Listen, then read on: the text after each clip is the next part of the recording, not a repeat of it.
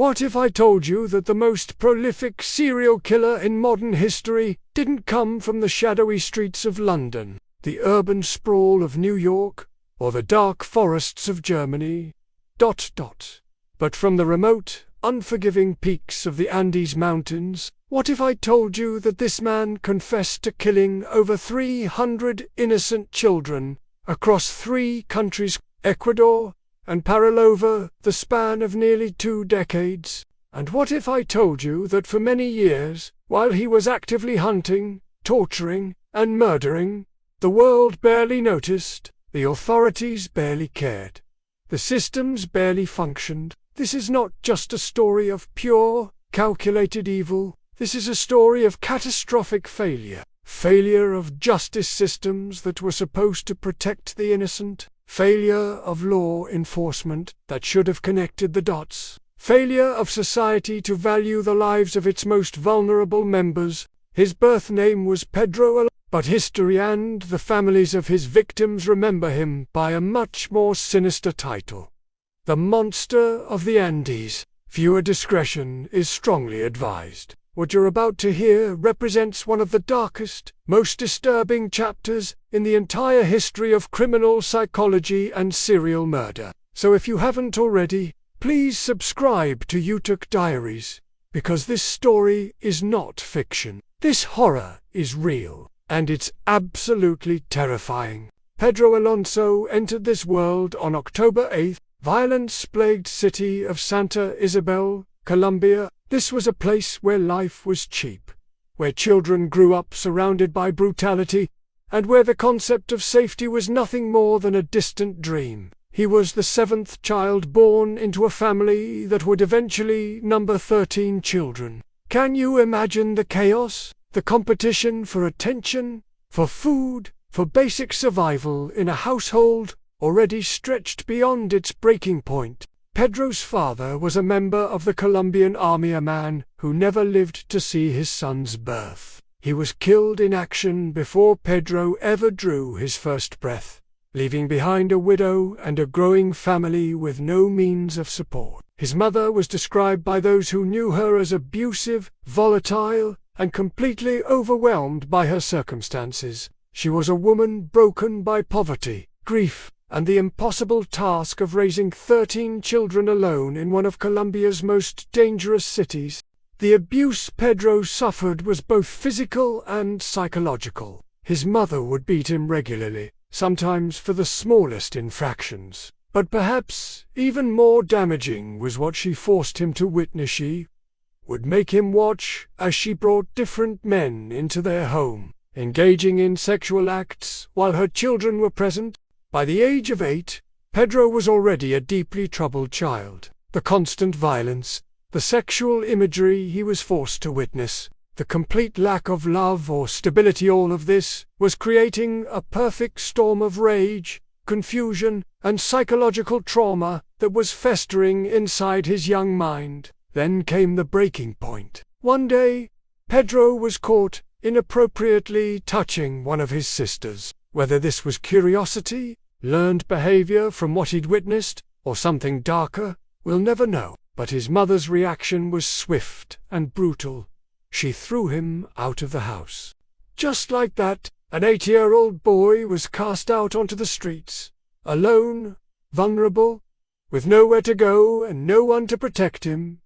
The streets in the 1950s were unforgiving. Thousands of homeless children roamed these streets, competing for scraps of food, fighting for safe places to sleep, learning that survival meant becoming harder, meaner, and more desperate with each passing day. Pedro joined this invisible army of forgotten children. He learned to beg for food from strangers who mostly ignored him. He learned to sleep in doorways, in cardboard boxes, anywhere that offered even the illusion of shelter from the elements and from predators. But the streets held dangers that an 8-year-old mind couldn't fully comprehend. Pedro soon caught the attention of a man who promised him something every street child desperately craved: safety, shelter, regular meals, and protection from the harsh realities of street life.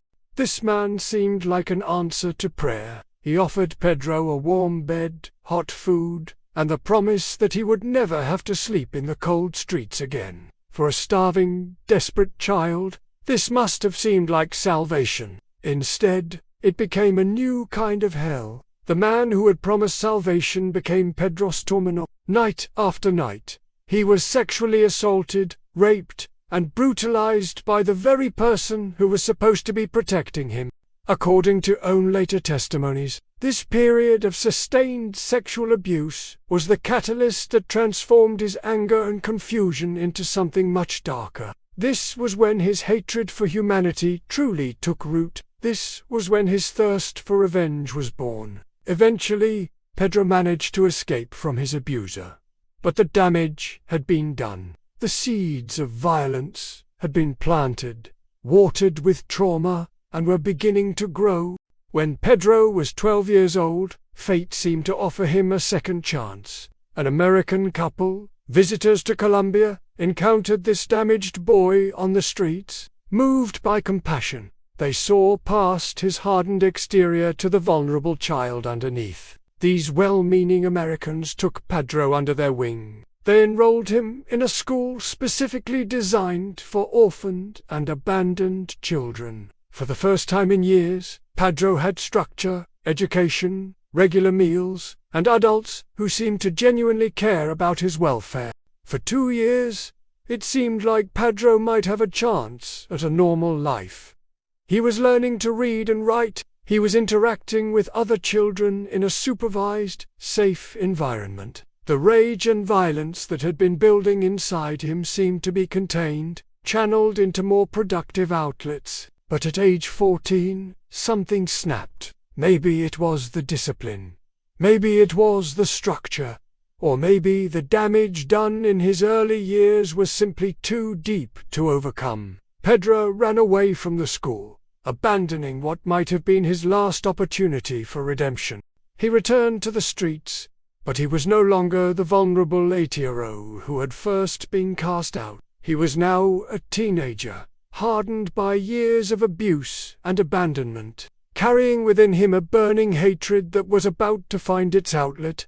The streets welcomed him back, but now Pedro was different. He wasn't just trying to survive, he was angry. He was looking for targets, and he was beginning to understand that he could make others suffer the way he had suffered. By his 20s, Pedro had evolved from a desperate street child into a career criminal. He had learned that the world was divided into predators and prey, and he had no intention of remaining prey any longer. His criminal activities escalated from petty theft to more serious crimes. Eventually, he was arrested for car theft, crime that would lead to a prison sentence that would complete his transformation from damaged victim to deadly predator. Prison was supposed to be punishment, rehabilitation, a chance for Pedro to reflect on his choices and perhaps find a better path. Instead, it became the final chapter in his evolution into a monster.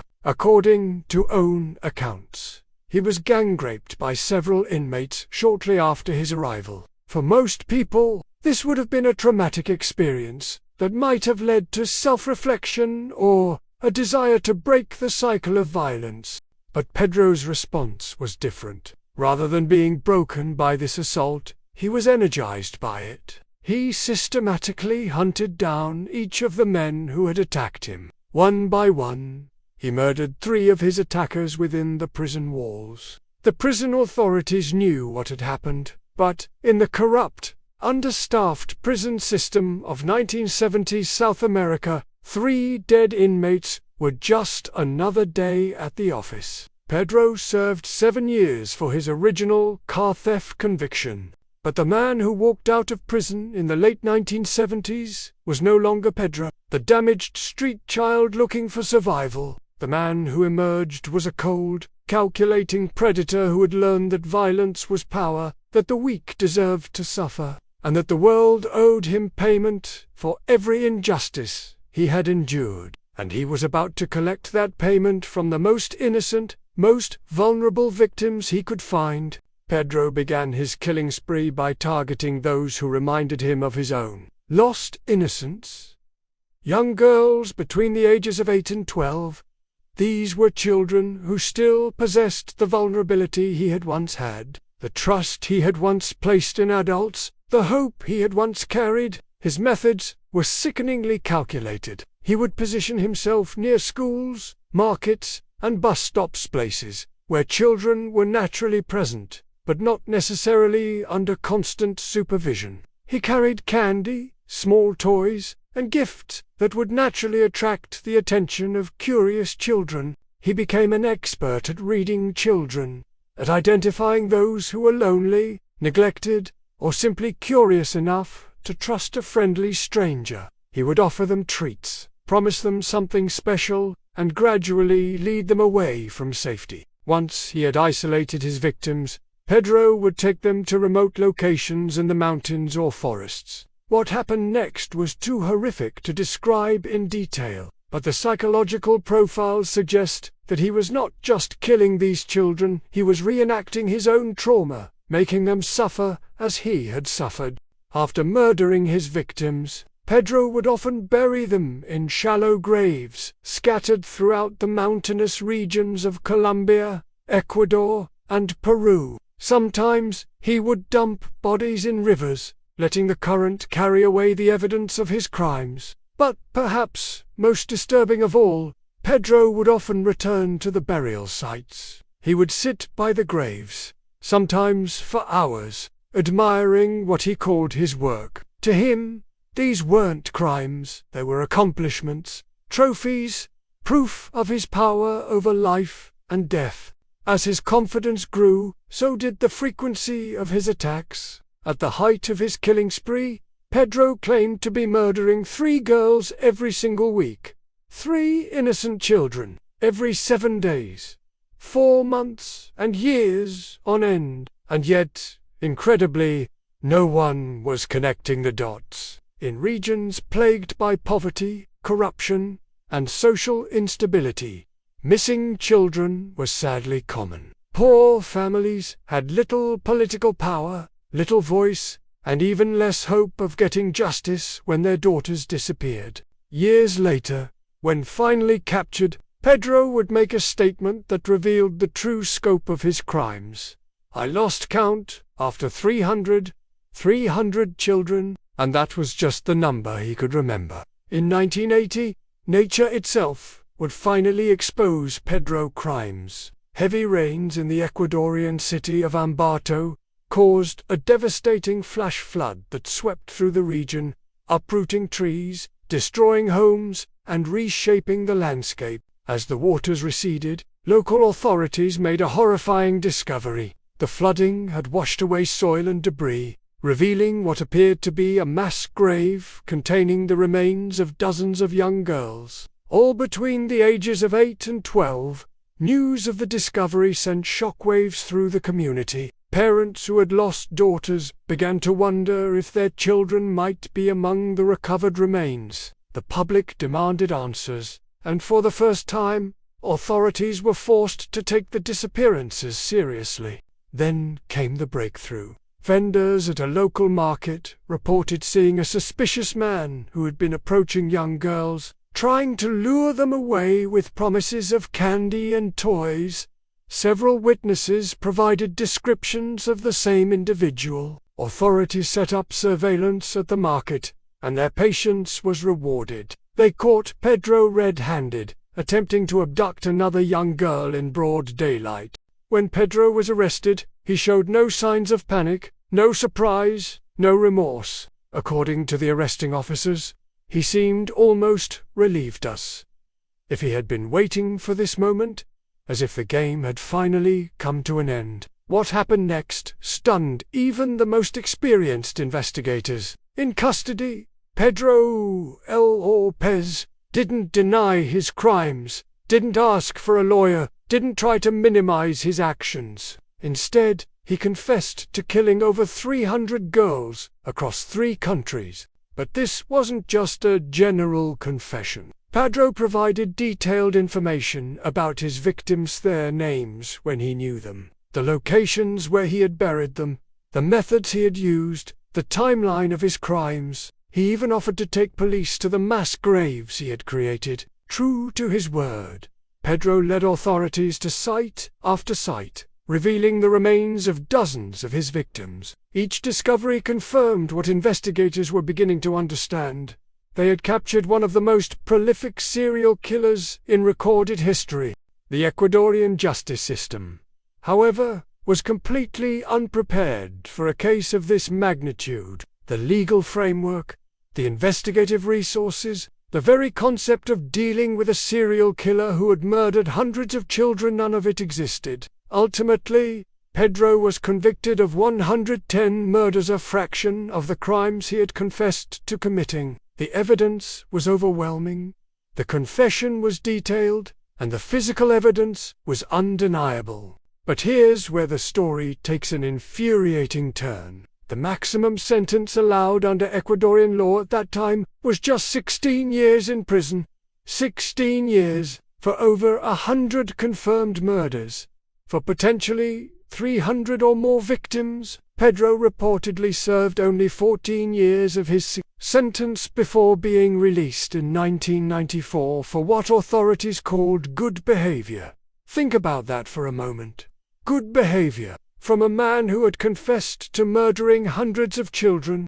Upon his release from Ecuadorian prison, Pedro was deported back to Colombia. Surely, you might think, Colombian authorities would be waiting for him. Surely they would want to prosecute him for the murders he had committed on their soil. Instead, Pedro was declared mentally insane and committed to a psychiatric hospital, not to a maximum security prison. Not to a facility for dangerous criminals, to a psychiatric hospital where he would receive treatment for his mental condition. After spending just 1 year in psychiatric care, Pedro was declared sane and fit for release. 1 year after confessing to murdering hundreds of children, after leading police to dozens of graves, after demonstrating no remorse whatsoever, he was declared cured and set free. In Ijojowu, Pedro walked out of that psychiatric facility a free man. No supervision, no tracking device, no follow-up evaluations, no restrictions on his movement or behavior.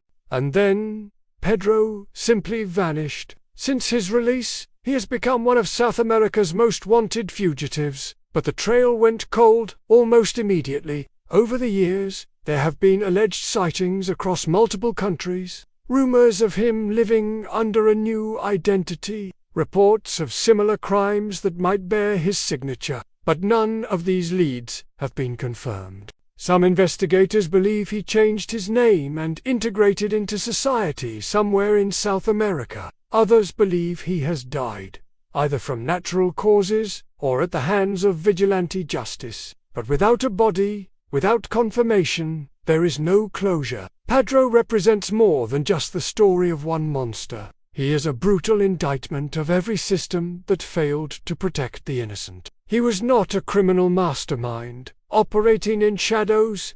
He was hunting children in broad daylight, and still, the authorities failed to stop him, until it was far too late. Over 300 children. Each one had a name, a family, dreams for the future that were cut short by one man's evil, and we may never know the true number of his victims. This is why we tell these stories at Utak Diaries. To remember the victims who deserved better, to hold accountable the systems that failed to protect them, and to ensure that these tragedies are never forgotten. Thank you for watching, and please subscribe for more true stories that the world tried to bury.